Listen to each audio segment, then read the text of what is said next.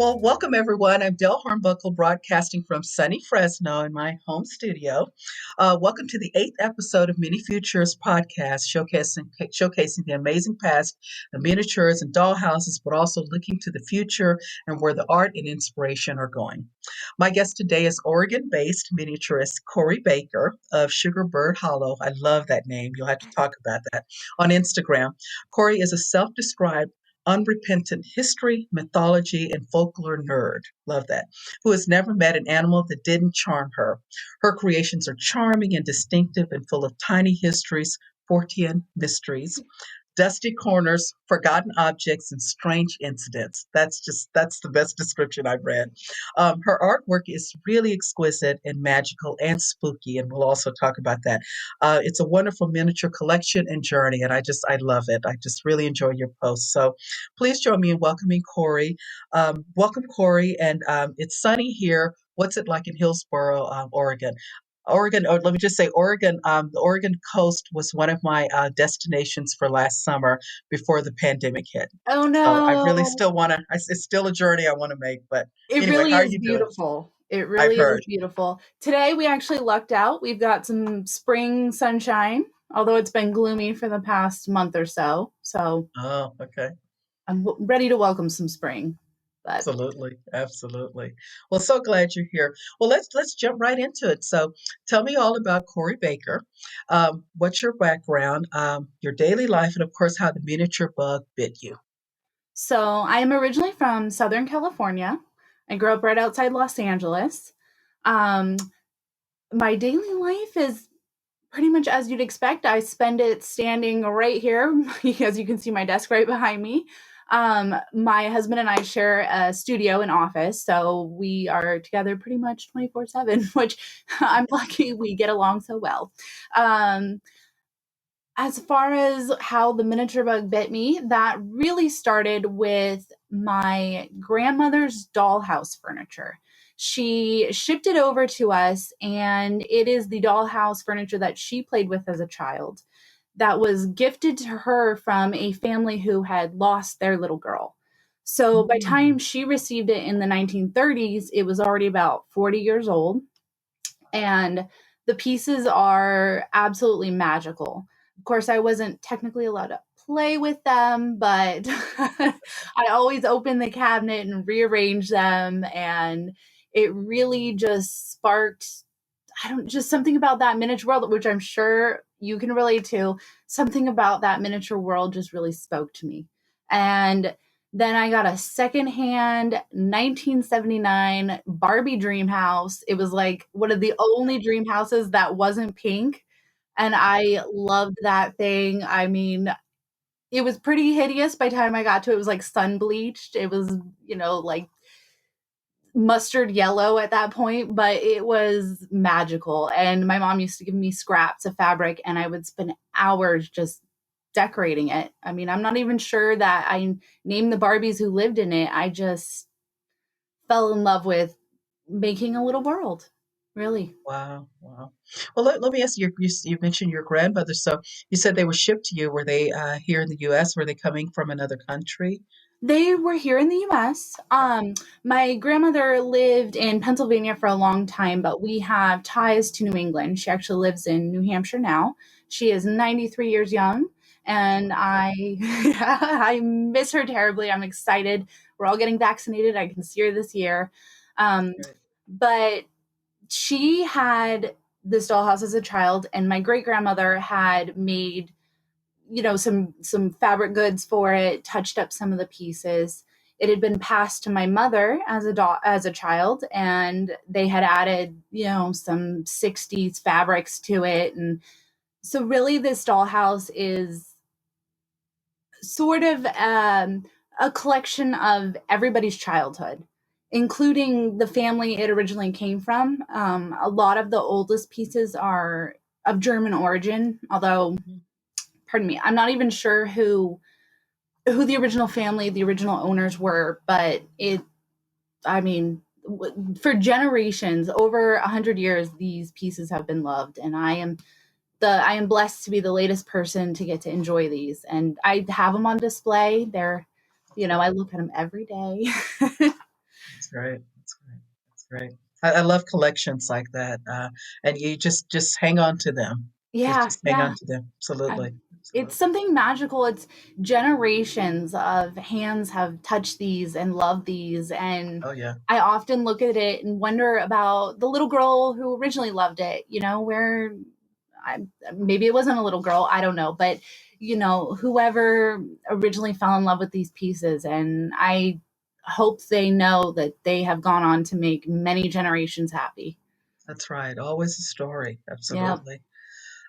So I love the name again. By the way, Sugarbird Hollow.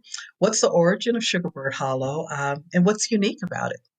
So I actually named it after I had a cat, or my parents currently take care of her. I brought her home. I named her Suki. She is a holy terror.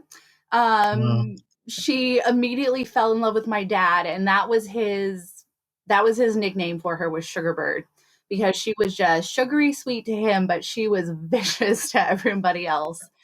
And something about her, I don't know, I guess that dichotomy of just this, she's beautiful, she has her moments of sweetness, but boy, when she turns, she's like, just, you better watch out. So I just liked the contrast between something sweet and something, whimsical, and then something borderline sinister almost. So that's why I put the hollow in there. We think of places like Stars Hollow from Gilmore Girls, very whimsical and charming, right? But then there's also Sleepy Hollow, which has a little bit darker connotation. So I just wanted that contrast, is really where that came from. well, that's really interesting to hear this story. It's reflected in your artwork. Well, There's thank there's you. the there's the beauty and there's the decay, and we'll talk about that. I feel that that's it's a whole genre of miniature. It's a Absolutely. whole other world that I just like the Barbie. So we'll talk about that. We'll talk about that. But I think you're an amazing miniaturist, and I was really drawn to your posts. They're just so beautiful and colorful, and they all seem to have a story behind them. And again, you're self-described and unrepentant history, mythology, and folklore nerd. So please talk about that intersection of these worlds and creating miniatures. How are you navigating both of those worlds? So I'm definitely, I love love love history. I absorb nonfiction books like it's air. Oh, really? I just love them, and I really am drawn to mythology and folklore, mostly because these are the stories that throughout history cultures across the world tell each other to explain not only the world around us but our relationship to each other, and something about that really draws me in. I'm definitely interested in telling a story. So, like the Sears house, which is right behind me, um, that house, I decided that the style I was going to go with was, there's, I guess, how to explain it. There's Victorian elements, there's Art Nouveau elements, there's Art Deco elements, and then there's some more modern, you think of like 1930s kind of more modern aspects. And the idea behind that is to pull in, I don't think any spaces exist in time, right? And through time. And each successive person adds their stamp to that space. And so I like to incorporate, I guess, the progress of history throughout a space. That's important to me. Um, because there isn't a space on this planet that has not been touched by some sort of history, whether it's human history or natural history. And Right, right. I think it's important to incorporate, because I mean, really, we're all connected in that way, right? The Absolutely. stories connect Absolutely. us. And yeah, yeah. Well, when you get to the house, I want to hear about the hole there. There's a whole when we get to the Oh, yeah, description, yes, yes, yes. I want to hear about that. I know there's a story there. So yeah, you're right. Sugarbird Hollow is indeed a curious place as you described. So full of all of these elements, the dusty corner. So talk about that. What's inspiring you? Because I see all kinds of things, sort of the vines everywhere, and again the decay, and now there's this big hole in the house. And I thought, no, she's got to explain what was that? Was it a fire or it's just Exactly. your images are telling a very vivid story. They really are. Well, thank you. Thank you.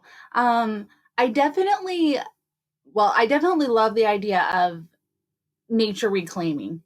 I Mhm. mean, look at the latest nuclear meltdown. When you look at images of the towns now that were hit by the fallout, they are almost exclusively, uh, repopulated by the natural world. And I don't, something about the relationship that humans and the spaces that we create have with the natural world. And, you know, it's something about it's hard to explain, but something about that relationship really draws me in. And we can build a house and we leave it for 10 years and it's completely retaken by the world around us. So something about that relationship really draws me in. Absolutely. Even when they're contaminated areas, nature Absolutely. comes back. That tells you Absolutely. something. Very In interesting. amazing ways, like Yes, astounding ways, and in a time frame that is almost seems impossible. I mean, which is really the beauty of it all, you know? absolutely. Absolutely. And again, you aren't just building doll houses, but really unique miniatures and scenes and telling stories. So, talk about your process and how you come up with ideas and what inspires you to create. You touched on some of that. So, a lot of the scenes, I wanna tell stories, but I like to leave it ambiguous in a way because I don't include figures in my the Sears house has some silhouettes in it, but I like to leave it ambiguous because even I'm not really sure who lived there. I know the maybe they collected these sort of books or they had a collection of bones they found in their garden or whatnot. And but I myself don't know who the owner used to be, who once inhabited this space, who built this space. Um, Within my world, I suppose that's I like to leave it open because I like the idea of people connecting to it in lots of different ways. I find that I get lots of emails every time I share a project, and it just really amazes me how many people connect to so many different elements within the house. Some people love the spooky, the ghostly handprints. Some people love the fact that there's little touches of nature reclaiming its rightful place, and some people are really interested in the messages left on the mirrors or the crackling fireplace. So I try to leave it very ambiguous. There's something for everybody, I think. Left to their own imagination on some Yeah, level. yeah, That's absolutely. great. And I That's think great. that's what draws in a lot of people to a lot of different stories is when you can connect with it in your own way, right? I mean, we don't all see the world in the same way. And I I know I see it from my perspective, but I like it when other people see that same thing and tell me what their perspective on it is. I think that's important. It's really great. And so, well, so my next question kind of it leads to my next question. Your work is it's wonderfully complex. There's a complexity to it, but in a really accessible way. I'll say that. Thank you. And there are layers and layers to the creative process, as you know. And a lot of it, I'm asking a lot of miniaturists is problem solving because you're working at a scale, etc. So, what do you think about that? Oh, absolutely. I mean, that is absolutely a big part of it. I think that you have to, at least in my experience, I have to leave wiggle room because the project evolves as I try to sketch things out before I do them just to get a basic idea, right? But I will tell you, 99.9% of the time, it does not turn out how my Uh, sketch was. Um, it's you have to leave room for problem solving. That is a big part of it because there'll be something that just doesn't look right or the idea evolves within, as you're building, the idea evolves. And that's a huge part of the building process. And you have to give yourself some grace on that, because I think a lot of people are worried it's not going to, oh, but it doesn't look like this or that it's supposed to look like. But it's going to look like it should. It's going to look like Right. it should. It'll be okay. It'll be Yeah, okay. exactly.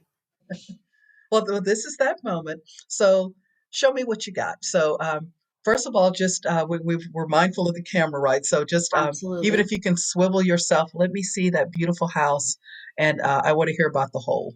Absolutely. So I'll try to do it kind of slowly so There you go. don't mess it up too much Yeah. for you. So this is the Sears house. This was probably my biggest project to date. Beautiful.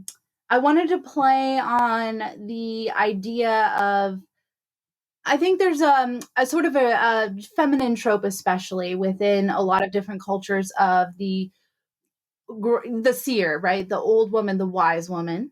And I wanted to play on that a little. And, for some people, that's a spooky trope. They think of a witch in the woods. And for some people, that is a beautiful trope. They think of someone who's gained knowledge over the years. And so I try to include elements of all of that within this house, as well as you referenced the big hole in the ceiling. And I wanted to leave that kind of open. What do you think happened there? I know what I think happened there, but who knows, right? And I also like the idea, you see if you've seen the pictures, there is the pine tree growing out of the rubble, Yes. which, it's again like going through that cycle of something crazy happened here, but life is going on, life is continuing. It seems to be a big theme within my work. I also make a lot of ghosts for some reason, but again, I try to keep them faceless. They're, it's not for me to say who they are or were. I also, sorry, I hope I'm not moving too much. No, you're fine. um I made a series of tomb rooms, is what I Oh, I call love them. those. Sorry, there we go.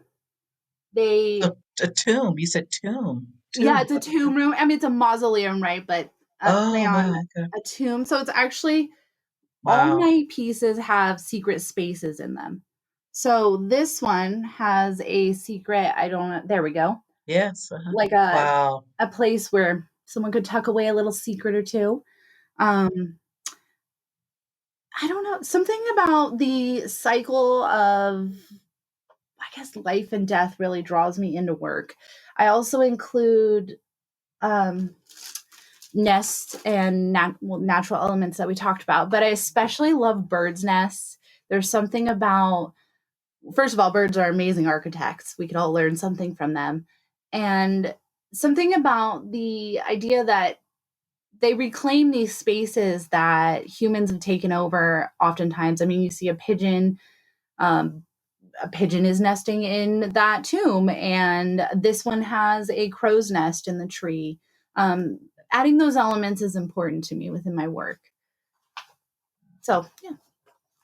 Well, I'll tell you. Let me just share what I really we decided to do the interview, and I started really looking at your images, and the houses just kind of intrigued me from day one. Yeah. And so I don't know if you're a Twilight Zone fan, but Oh my gosh, yes. the old. Okay, so do you remember the episode with Agnes Moorehead and the aliens are in Yes, their attic? yes, yes, That's what it was for me. yes, So the aliens like just blasted through the roof there. right? And so she got to them. And so of course the house is decayed. This is years later, and that hole is still there. And nature is Exactly, just so exactly. that's Oh, that's my story. Twilight Zone and Alfred Hitchcock. I love that idea of, something happened, but sometimes there's not an explanation. Mhm, Sometimes your mhm. imagination can come up with a much better, Oh yes. than anybody could ever show you. I don't want to, show you anything grotesque. I'll let your imagination go there if you want it to. It's just great. Well, It's such a thank treat. you. I love that about your post. So but okay, so anything you want to pick up and show? I want to make Oh, sure. well, like I said, I love doing secrets and I love history and Oh mythology. yes, that's So I nice. do a series of, these are all prints that are public domain prints. You can find them on, like, British Library has an amazing collection of digitized public domain, just incredible resource for books. Internet Book Archive also, although you have to be careful Yes. there and make sure it's public domain. Um, Yes. so I yes, so I definitely love working in art history. I studied art history, so I love working in um, old art. And so I did a series of, these are just prints that I've pulled up. It's Sorry, I'll beautiful. I show the love that camera one. there. So this is a series, a mythology series. But within each print, I hide secret messages, and there's treasure Oh, maps, or, love that. secret letters, love letters, just little tiny things that are tucked way back in here. And the average, the normal, if you were just looking at the print on the wall, you would never know it was there. But the person who puts it up, they know what they've hidden behind there. So I definitely like the idea of hidden things, but nothing nefarious, just hidden secrets, Secrets, things secrets. we hold on to. Yeah, things that mean something to someone. Love that. Just, Well, I thank love it. you. Love it. Well, shifting gears a bit, what can you share about the miniature world in Oregon or in your local community? Are you a part of that? Or, and when I say a part of it, do you have stores? Do you know other miniaturists? And are you able to buy locally, or is there a community? So a lot of supplies I cannot buy locally. I do have a local hobby shop, and the older gentleman who runs it is an absolute delight. Hmm. He will talk your ear off, so if you go in there, you got to be prepared. Um, but I enjoy visiting him. And I do the Portland and Seattle miniature shows, and the community there is really incredible. I know my stuff isn't for everybody. Not everybody's cup of tea, but there have been, just the community of other miniaturists are incredible. Kristen from Moonflower Minis, we met at the Portland Miniature Show. She's another local miniaturist, and she actually gifted us. We got married last year, and she Oh, gifted us congratulations. a house, which is a dollhouse. And I'm actually going to be fixing it up to house my personal collection. So um, it's an incredible community. It's small up here, but the people that I've met have been wonderful, and I'm That's great. lucky that they allow me to be part of it. it's, Mhm. it's very Well, nice. does your city inspire you in any way? So I live out, like, Hillsborough is outside of Portland. Um, Beautiful. I don't actually go to the city much because I'm more of a hermit. I Mhm. I probably am a lot like the characters I build for. Um, I love the natural world up here, though. I have to say. I mean, I live in the land of mosses, and I think that if you look at this house, it is just covered in moss, and I think it's definitely leaking into my work there. But I do love the natural world up here. The city itself has, just like all places, it has an interesting history. Um, Darker than a lot of people would realize. Oh, really? Portland has its problems, Oh, but it is beautiful architecturally. And oh my gosh, the Oregon coast, when you get out here, you're gonna love it. It's beautiful. so I've It's heard. another world. Yeah, yeah. But I definitely think that the natural world up here inspires me a lot. It's very green, right? I'm sure. I know Oh, it Portland is. is, so Oh really yeah, green. it is green, and I mean, if you are a fungi lover, like a mushroom lover, oh my goodness. I mean, everything that you can imagine. I walk my dog, and it's like, I'm not even sure what that is. It looks somewhat alien, but it's really Oh, interesting, so it is a great. beautiful place. Well, you have over 4,000 followers on Instagram. How do you feel when you started getting recognition and attention for your talent and skill? And it's not so much the number, but it's just the following and the engagement, I guess I'm asking. It's definitely, I mean, it tickles me every time I get a message that someone is enjoying my work or connecting with it in some way. And like I mentioned before, everybody connects in a different way, which is what part of which is something that I really love. And it's hard to get noticed. I'm not going to lie. It's hard to stand out because there are, I mean, I discover new artists every day in the Instagram community that are like, how do more people not know about you? You are beautiful and your work is amazing. And so I really do feel lucky that people connect with my work. And I mean, I don't think I'll ever get tired of people, you know, sending me messages telling me that something spoke to them. And, That's great. that feels good. That definitely does. Do you get any how-tos? That's what I'm finding. The community is so generous. Do you get people asking, "How did you do that?" And can you I show me? actually I definitely do, and I actually, on Instagram today, I actually put a series up about people that I learned from, because I get a lot of questions, and I don't wanna take credit for a process that someone else thought of that I adapted. So I wanted to give credit where credit was due because there are some amazing, amazing people out there. And I'm always happy to share my process. But there are people that are so generous with their time and their energy that are putting out these amazing step by step tutorials that just, I mean, they've helped me, figure out how to build the world that I want to build. And I definitely get a lot of questions, and I'm always happy to answer them. I mean, the nothing I do is a secret. There's a way to do it, and I'm happy to share. But there are just so many amazing resources out there. It's really incredible. Yes, yes, yes. Well, who out there in the miniature community do you really admire? And whose work should we check out? Okay, so I was thinking about this. First of all, pretty much everybody I follow. I mean, every day I follow someone new. It's like, oh my gosh. But definitely, I love Merlin Designs. She's out of Amsterdam, and we have very similar visuals. Like we were working very in parallel to each other for a while, and so I finally reached out to her and said, we must be inspired by similar things, and like we're both working on like a dollhouse with a garden growing on the inside right now.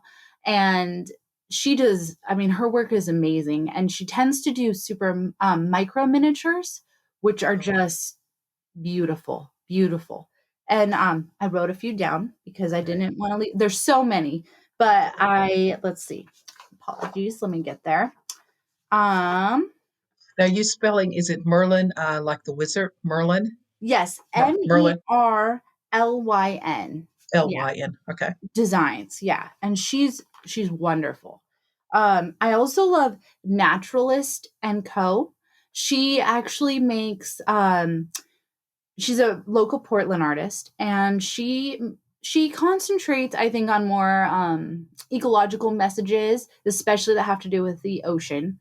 But she makes incredible miniature scenes of giant whales with tiny little ships, and just really magical, especially if you like ocean imagery. She's beautiful work, beautiful work.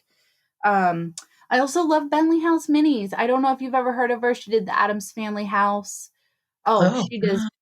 Yeah, she does wonderful stuff. And she has a very relatable YouTube channel because she talks about not only her successes, but, when something just doesn't work out like it should, which we've all been there. And I mean, honestly, the list is like miles long. I would also encourage everyone to check out gaming and terrain miniatures. I know it's yes, switching gears a little, but there are some really beautiful artists over in that world. absolutely, And absolutely. I mean, they really are inspirational, and any technique they share can be adapted to the dollhouse world. So they are, I mean, Absolutely. really astounding. Right. Well, as I've interviewed a couple, and I finally embraced them. But in the miniature community, I don't know if you know, there was kind of we poo-poo the scale model, and Hmm. I mean that's some pretty incredible work. I I mean, mean, really. I exactly. mean, You would be wild to discount the artistry of those oh people. my And goodness. the things that they make them out of a piece of foam. And somehow they've made an incredible like cityscape. And it's like, Yes. how, it's incredible. It's incredible. So I would encourage everyone. I know, so you don't play Dungeons and Dragons. That's okay. That's okay. You can still admire the work, you know? Absolutely. Absolutely. Point well taken. Absolutely. Well, who else? Is that to the end of your list? I know you've got more. Okay, Angie Ogg, she does a beautiful her Instagram, she doesn't have a lot on Instagram, but her YouTube channel is amazing. Her Tudor cottage that she did was just it was adorable, and also in her video she has her doll helping, which is precious, I have to say. um, so she's great, especially if you want to learn. I mean, she's her techniques are beautiful. um I mean, oh my gosh, Wildwood Miniatures, A Clockmaker's Daughter, all of these people are just incredible miniaturists. And, they may not be your style per se, like, a shabby chic or whatever, but you can admire the artistry. Sure. There's so many beautiful, beautiful artists out there.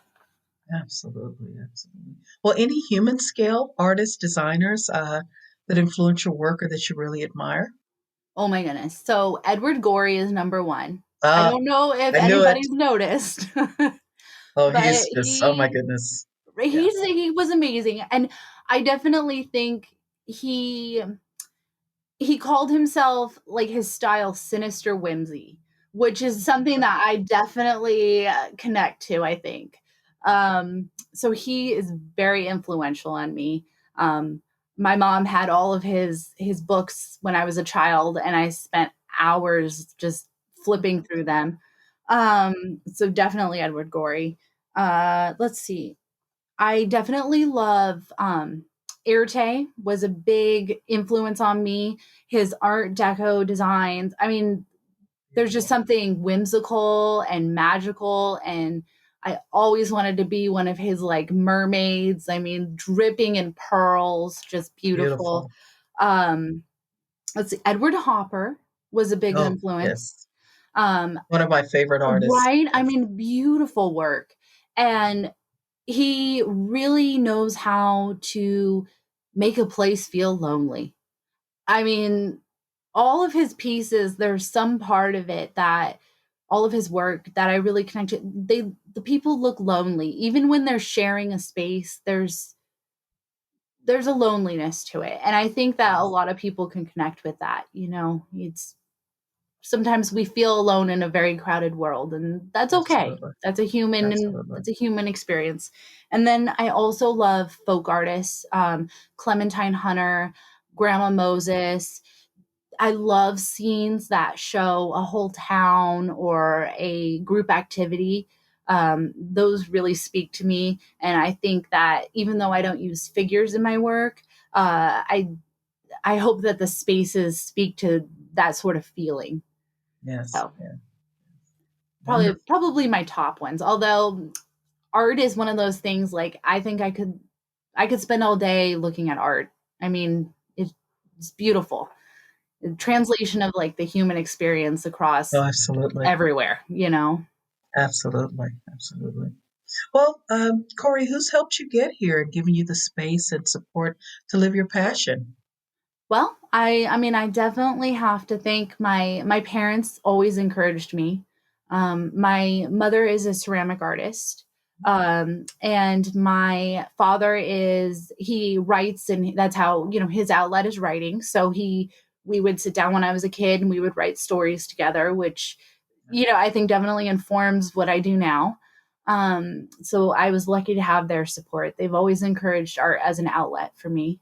I actually started making these at a very low point in my life, as I'm sure a lot of artists do, and it helped me just express what I was feeling, and that's part of why artists do art, right? Or why writers Yes. write. Um, so I definitely have to give a big thank you to them.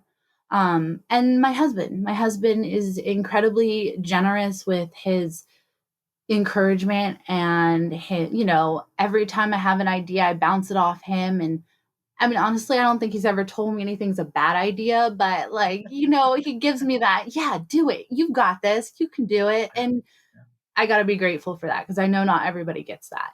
So, Yes. I've definitely been surrounded by a lot of wonderful, supportive, and encouraging people. So I've been very lucky.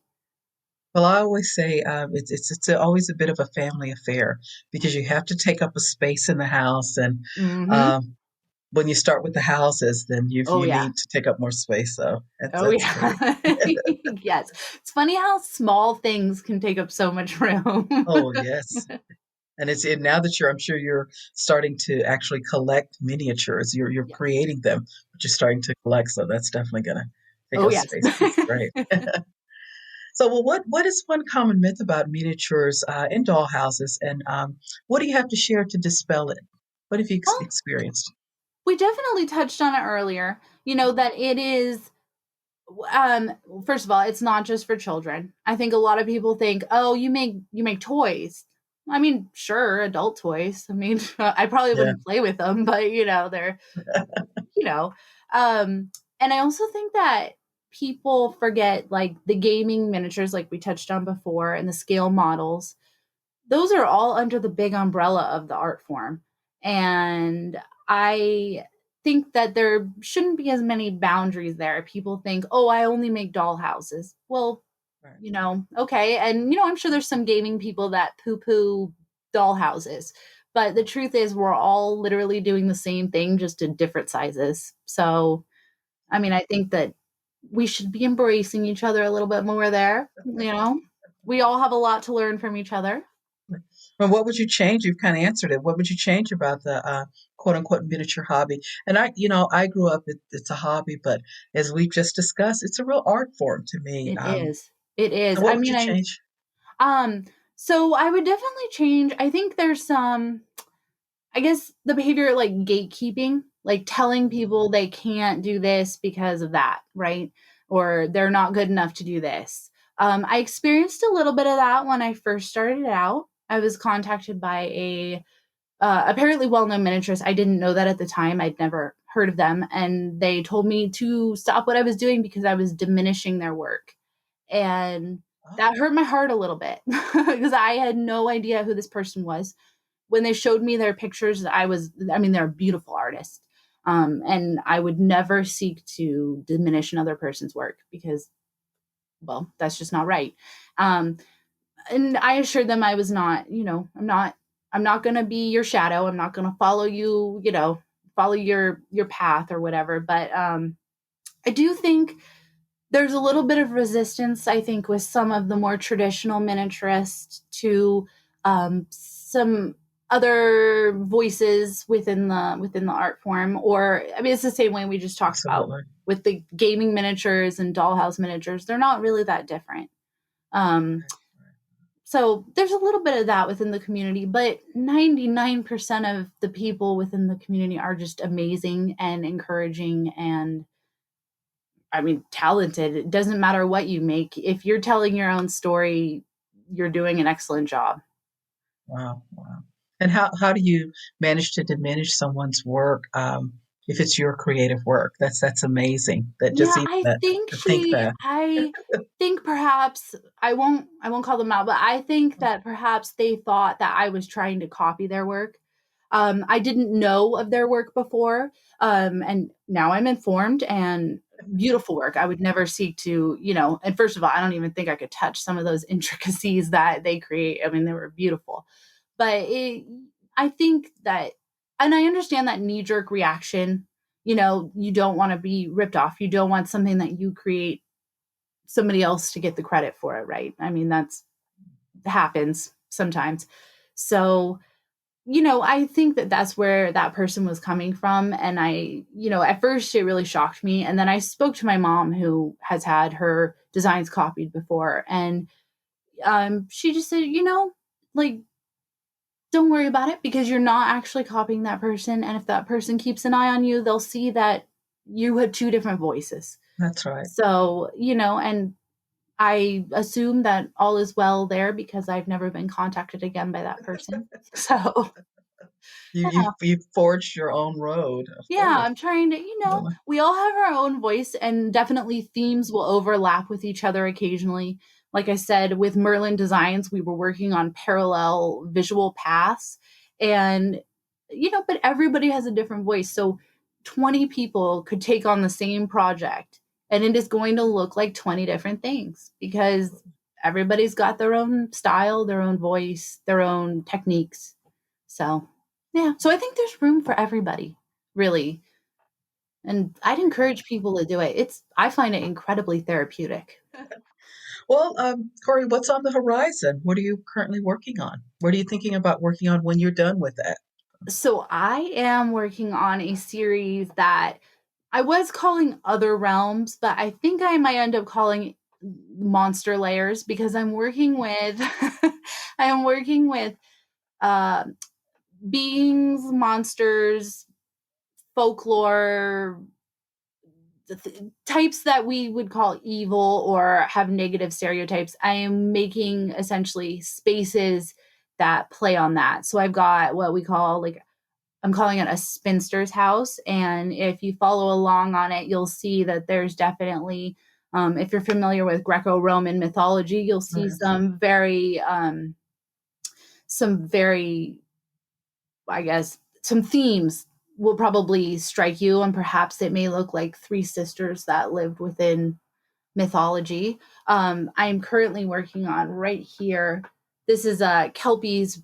It's going to be called the Kelpie's Keep, but it's going to be a underwater Oh, wow. space. Yeah, fingers crossed it works out. I've been troubleshooting the lighting within the room box there. Um, so fingers crossed those work out. But I've ideas keep coming, and so I end up working on one for half a month and then switch gears. So we'll see. Mm, mm. We'll see where it And goes. I don't know if you said this or if I asked, but are you selling any of your work? Or are you Um, just creating your own? I have not put any of the houses up for sale yet. Um, I think I am going to sell them just because eventually I have this funny relationship with my own work that once I finish it, I feel like I've told that story and I sort of move on from it. Um, so the tombs that I showed you before, those are actually up in my Etsy shop right now. But I do sell like the extra bits and pieces that I don't use I always make extra pieces that don't end up in the actual project. And I do sell those. I am going to let go of some of the houses. I'm looking at my captain's house, which is in front of me. I am going to let them go eventually. It's just, you have your time with them and then, Oh, yes. yeah. And then it's time to move on. Got Well, new you see stories to tell. Yes, I behind see you, you've got your collection there too. nothing's Yeah. going. I've been threatened, but nothing's going. And then there are more in the garage, so yeah, I I understand. understand. Believe me. That's funny. Yeah. Well, before we go, please share all the ways our viewers and listeners can connect with you. Absolutely. So I'm most active on Instagram, which you can find me at Sugarbird Hollow. I also have an Etsy shop, which I'm happy to answer questions on there. And I try to restock that, although it's hard to keep up with. Um, and then I also have my email address, which I probably don't check as often as I should, to be honest. But probably the easiest way to get hold of me is on Instagram, I would say. I'm on there a lot. I like the visuals. Do you do your daily scroll Oh, to absolutely. go through? Yeah. Yeah, you got to see what the world's been up to. And every day it's just a whole burst of creativity. It's absolutely Right? amazing. You Right? think And about like I it. said, like every day I see somebody new that I had no idea existed and it's like, "Oh my goodness, like where did you come from and how do more people Right. not know you?" Right. So, yes, yes, I'm definitely active on there. Right. Well, this has been such a pleasure. Any final thoughts? Anything else to share? No, I think just thank you for doing this project. I think this is wonderful and I encourage anybody watching to, enjoy miniatures whether that's building them or just collecting other people's work, putting together your own world. Just thank you so much for doing this. This is a wonderful project. I've watched all your other interviews and they're all wonderful. Um, and I just encourage everybody if you love miniatures, don't be afraid to do it. whether it's collecting or actively building, it's a beautiful hobby. It's a beautiful world. So, yes. That's great. Well, that's all the time we have for this episode. Please check out my blog site, mini.Futures.blog, for more wonderful images of Corie's amazing work. And absolutely check her out on Instagram at Sugarbird Hollow. Love that name. That's got to be one Thank of the you. best. But really, it's been an absolute pleasure today, Corie. I've learned so much. Well, Just thank you, just Del. just our chat. It's been a pleasure. So thanks, everyone. Be safe.